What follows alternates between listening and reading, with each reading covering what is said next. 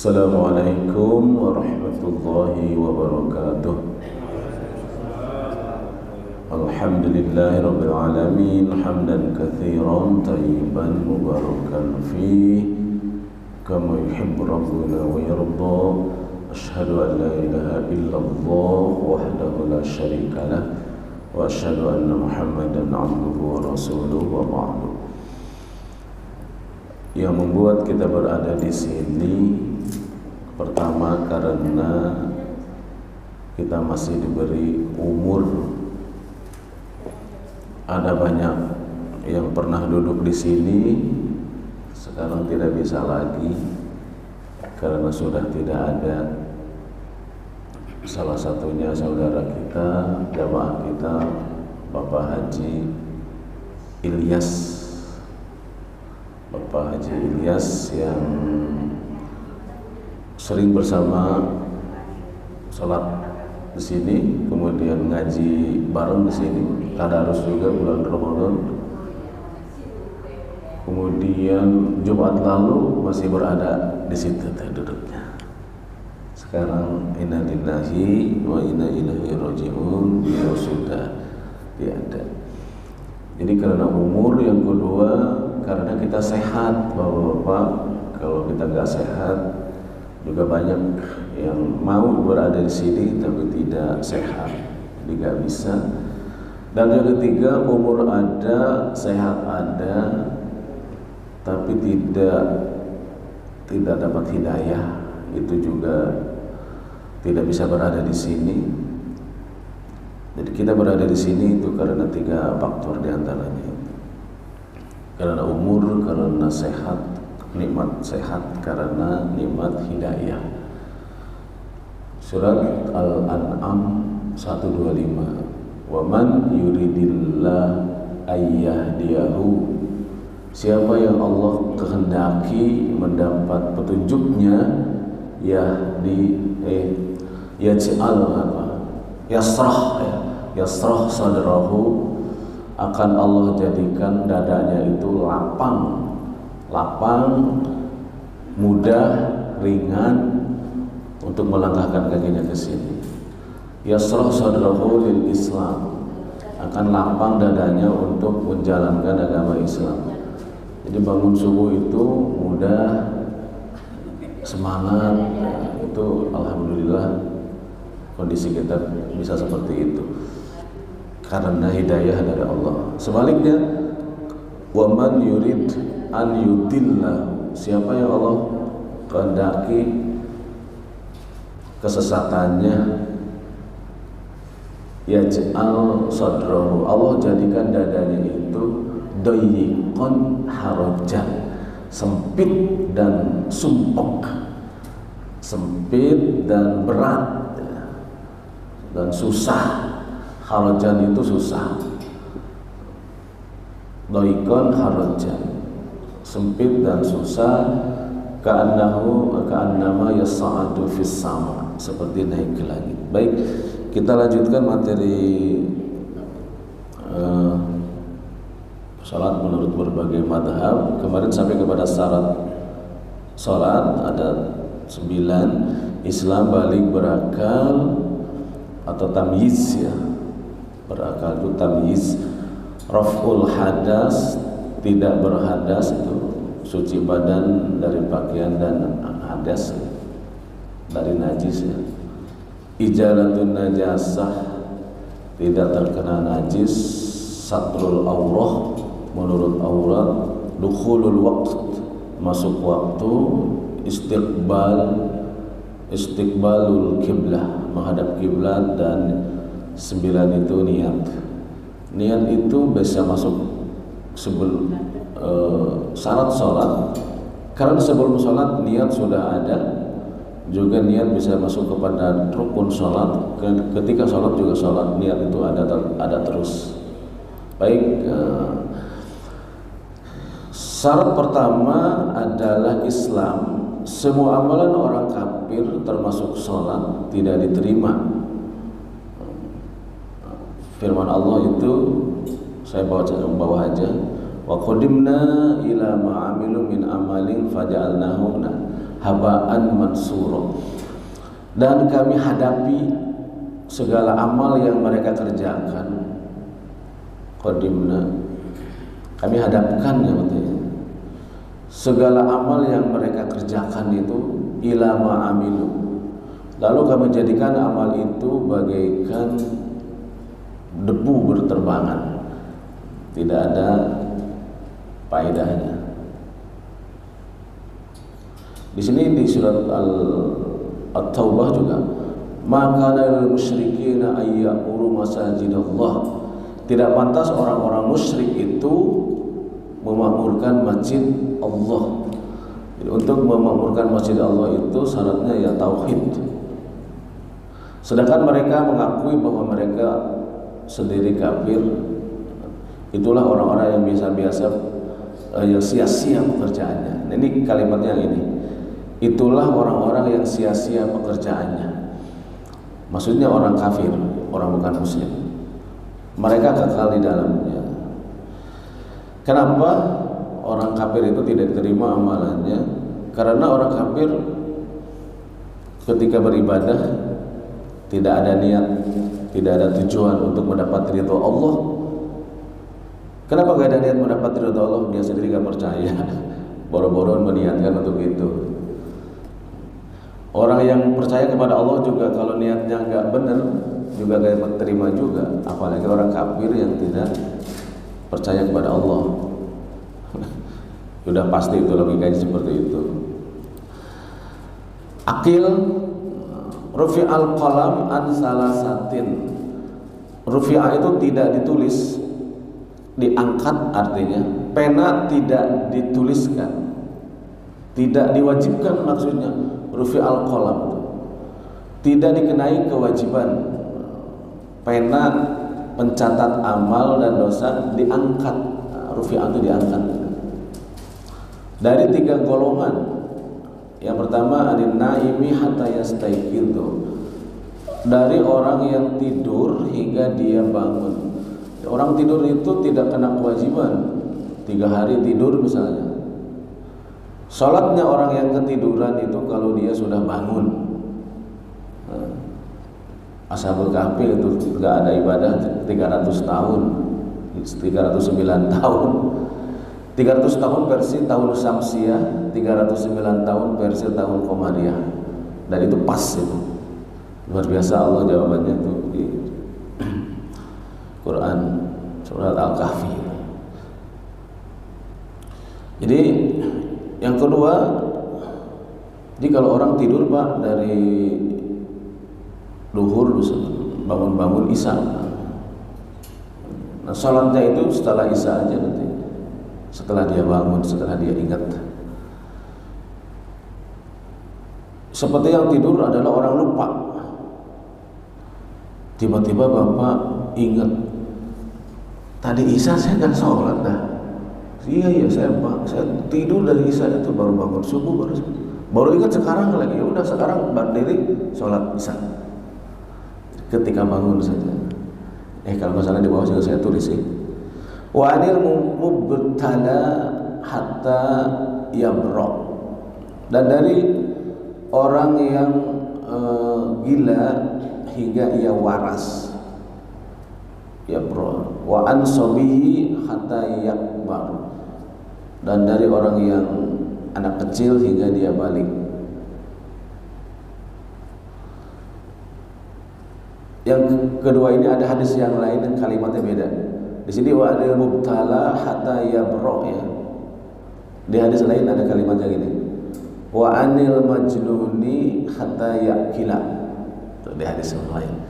Saya tulis yang enggak hafal. Kalau yang saya hafal enggak saya tulis, kan bisa dibaca seperti surat Taubah tadi. Wa anil mubtala di sini menggunakannya. Di hadis lain wa anil majna wa anil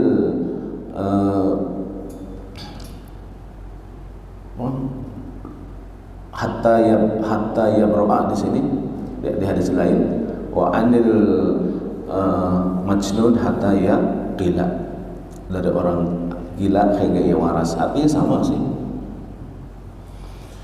Jadi itu tamyiz atau berakal. balik. Tadi apa? Al-aql, berakal. Tamyiz, bukan saja berakal tapi harus tamyiz, bahasa kitanya balik. Tamyiz itu berasal dari kata mayazza, memilih, bisa memilih. Usianya 10 atau 15 tahun.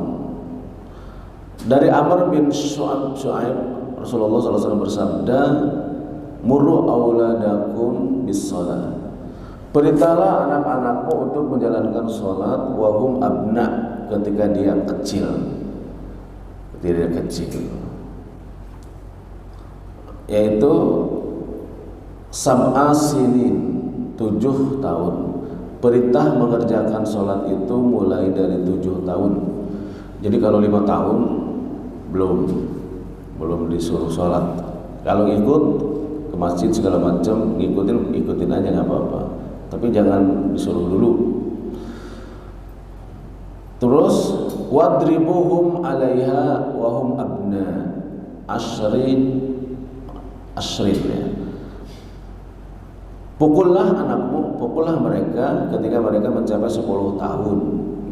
Tapi pukulan yang tidak menyakitkan, tentu saja pukulan pendidikan lah. Dan yang ketiga, farriqu bainahum fil madaji. Perpisahkanlah tempat tidurnya kalau sudah umur lebih dari 10 tahun. Ntar netek terus itu sampai dewasa kalau nggak dipancing sapi. Itu, tapi di sini yang diambil adalah tamyiz, itu maksudnya. Meskipun kewajiban sholat itu umur 15, tetapi orang tua wajib mendidiknya sejak 7 tahun, tapi dengan perlahan-lahan, jangan galak. Tapi setelah 7 tahun udah 10 tahun masih belum bisa juga, baru dipukul, dikasih nasihat, tapi tidak keras, buat pukulan pendidikan. Baik, kita selewat aja. Sekarang yang keempat, raf'ul hadas. Hadas, apa hadas itu? Al-khuruj minas sabilain. Itu definisi hadas. Apa saja yang keluar dari 2 jalan, 2 pintu. Baik pintu depan disebut kubul, pintu depan itu. Pintu belakang disebut dubur.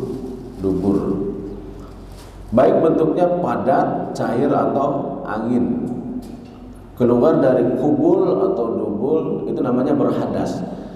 Disebut berhadas itu karena ada sesuatu yang keluar dari depan dan belakang. Itu namanya berhadas.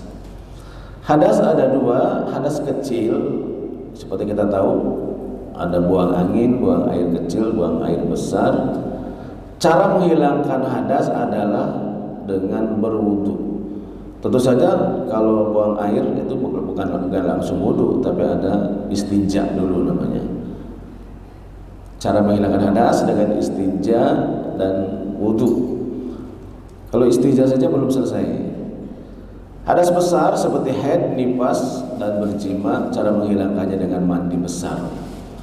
Bila tidak ada air, kedua-duanya bisa diganti dengan tayamum. Itu sudah lazim. Kemudian 5, izalatun najasa, bersih dari najis. Najis tidak sama dengan kotor. Najis tidak sama dengan kotor. Walaupun najis itu biasanya kotor, namun tidak setiap yang kotor najis. Sebagaimana kalimat najis adalah haram, tetapi tidak setiap yang haram adalah najis. Tidak setiap yang haram adalah najis. Kotor itu ada yang bersifat jasmani, ada pula yang bersifat ruhani. Ini yang najis tidak sama dengan kotor. Misalkan kalau orang tukang tembok, badannya, kainnya, celananya, kaosnya ada semen, itu kan kotor itu. Ada tanah merah, itu kotor itu, tapi bukan najis. Jadi kalau sholat ada lumpurnya, misalnya ada tanahnya, ada pasirnya, ada semennya, misalkan bekas-bekas semen, Itu boleh karena itu kotor tapi tidak najis. Wudu saja, wudu itu parahnya seperti itu. Tapi lebih baik kan tidak kotor tidak najis, kan itu lebih bagus, tentu saja. Tapi seandainya tukang tembok itu gak ada apa-apa lagi kecuali ada tanahnya, ada pasirnya, ya itu sah karena bukan najis, kotor itu. Tapi mungkin celana itu bersih, semprot, wangi. Tapi pernah kepercikan air kencing kan? Enggak kotor itu, tapi kan kelihatan najis itu. Nggak kelihatan, maksudnya kotornya nggak kelihatan. Tapi karena percikan air kencing pernah bisa najis gitu. Malah nggak bisa yang begitu. Kotor yang bersifat rohani itu disebut dengan dosa. Kotoran yang bersifat dosa seperti atau kafir ya, itu kotor yang bersifat rohani. Ada hadis, ada ayat Quran, innamal musyrikuna najasun. Sesungguhnya orang musyrik itu najis. Bukan najis badannya, kalau sentuhan nggak soal itu. Kalau masuk masjid juga orang kafir tidak apa-apa. Dulu orang kafir tawannya di mana? Di masjid, diikat kakinya di masjid sampai dia kencing di masjid kan. Misalnya pernah itu orang kafir itu yang disebut najis, innamal musyrikuna najasun, bukan badannya yang najis, tetapi yang najis itu akidahnya, ruhaninya. Surat At-Taubah, innamal musyrikuna najasun. Sedangkan kotor bersifat jasmani adalah dua macam. Kotor jasmani itu dua macam. Kotor secara syar'i. Kotor syar'i dua macam, najis dan hadas. Itu kotoran secara syar'i itu yang dimaksud kotoran secara syar'i itu kalau ada najis, kalau ada hadas. Najis adalah kotoran yang keluar dari kubur dan dubur manusia. Tidak sah sholat seorang jika ada najis yang terbawa pada badan, pakaian atau tempat. Cara membersihkan najis dengan beristinja. Cara membersihkan najis itu istinja.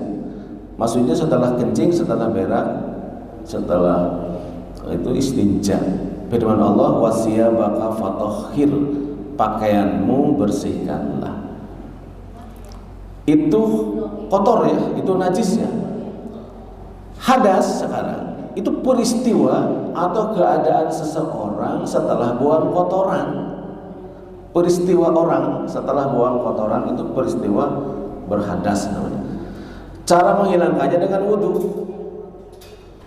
untuk hadas kecil, dan menghilangkannya dengan mandi untuk hadas besar.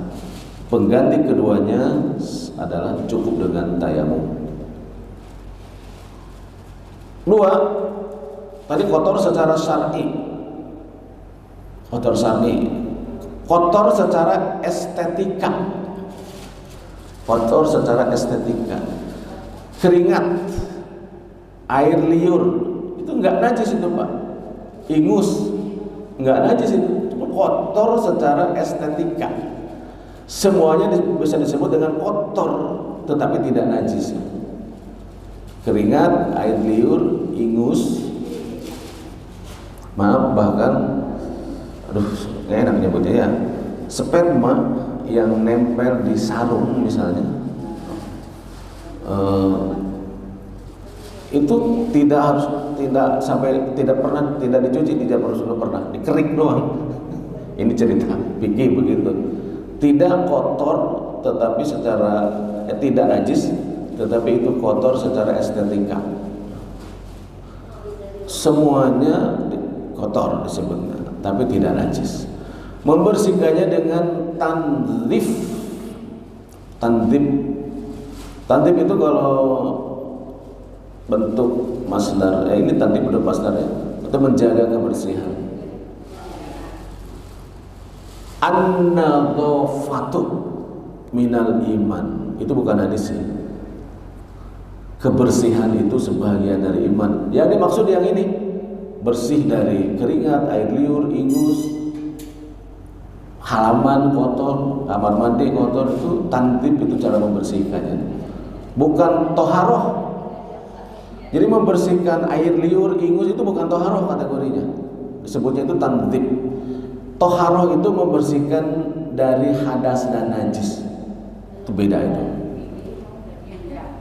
Tantib. Jadi kalau begitu kesimpulannya ada 3 kata dalam bahasa Arab yang artinya suci atau membersihkan. Yang pertama toharoh, membersihkan badan dari hadas dan najis, itu toharoh, dan itu kebersihan syar'i. Yang kedua ada kebersihan badan dari kotoran, bukan dari najis, bukan dari hadas, tapi dari kotoran yang tadi, itu namanya tanzif. Itu juga bagian dari iman meskipun itu bukan najis. Ada ketiga kebersihan jiwa, kebersihan batin, namanya tazkiyah. Kita bisa pembenaran kata 3, sama-sama kebersihan, tapi 1 kebersihan dari hadas dan najis, 2 kebersihan dari kotoran-kotoran yang melekat, 3 kebersihan dari dosa-dosa, itu namanya tazkiyah. Menutup aurat. Batas aurat laki-laki antara pusar dan lutut. Jadi kalau pakai celana ke bawah lutut sedikit, kemudian sampai pusar, sarung misalnya, laki-laki sudah cukup, sah. Tapi nggak pantas itu secara estetika. Sedangkan aurat perempuan menutupi seluruh badannya kecuali muka dan telapak tangan. Muka dan telapak tangan. Ini menunjukkan bahwa cadar tidak wajib.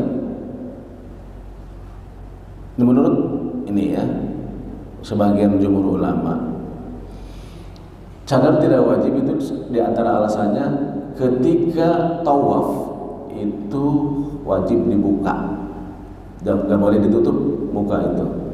Tidak mungkin sesuatu yang dalam ibadah tertentu bisa dibuka, wajib dibuka, itu menjadi wajib di tempat yang lain. Itu ada seperti itu. Tapi Imam Syafi'i luar anehnya mewajibkan, Imam Syafi'i itu. Kalau pendapat Imam Syafi'i mewajibkan pakai cadar itu. Tapi orang yang mengaku mazhab Syafi'i, yang paling mengaku mazhab paling Syafi'i, justru malah enggak di Indonesia. Malah sebaliknya, di mazhab yang lain. Nah, itu dunia fikih mah kayak begitu, bisa kebolak-balik, Pak. Orang yang paling mengaku Syafi'i malah tidak mewajibkan. Malah kerudunya enggak karu-karuan. Istilahnya kan, saya nggak usah sebut lah. Jadi walaupun batasan aurat laki-laki itu antara lutut dan pusar, tetapi rusaklah sholat seorang yang menutup itu saja. Maksudnya rusak. Bahkan sangat dianjurkan berpakaian yang rapi dan wangi. Tentu saja yang tadi itu batasan paling minimal banget, itu kalau tidak ada apa-apa lagi, hanya misalnya itu ya sudah bisa. Ini ayatnya, hai anak Adam, pakailah pakaianmu yang indah setiap masuk masjid. Ini perintah, khudhu zinatakum inda kulli masjidin. Ini tegas dan sorih. Sorih itu jelas ya, jelas, tegas, tidak samar. Hei anak Adam, pakaianlah pakaianmu setiap masuk masjid. Makan dan minumlah dan janganlah berlebih-lebihan. Sesungguhnya Allah tidak menyukai orang-orang yang berlebih-lebihan. Saya kira cukup sampai nomor 6 dulu. Nanti masuk waktunya agak panjang, insya Allah minggu depan, Jumat depan. Tuh, panjang tentang waktu.